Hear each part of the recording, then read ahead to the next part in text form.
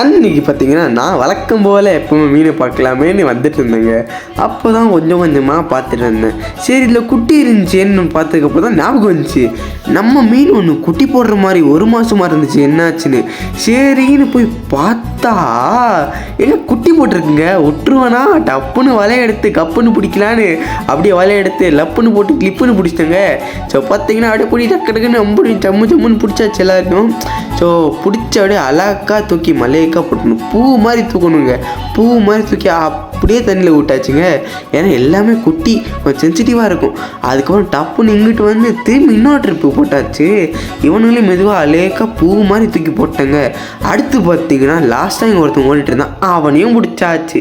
So இங்கே பாருங்கள், இதுங்க நம்ம குட்டிங்க தான் போட்டிருக்க ஓடி இருக்குது, நிறையா குட்டிங்க மிக்ஸாக இருக்குது. ஸோ அவ்வளோதான் ஃப்ரெண்ட்ஸ் இந்த வீடியோ பிடிச்சா மறக்காமல் லைக் பண்ணிட்டு ஷேர் பண்ணிட்டு அப்படி அடுத்து என்ன வீடியோ போடலான்னு கமெண்ட் பண்ணிட்டு போயிருங்க. நான் உங்களை அடுத்த வீடியோவில் சந்திக்கிறேன். அது வரைக்கும் டாட்டா பாய்.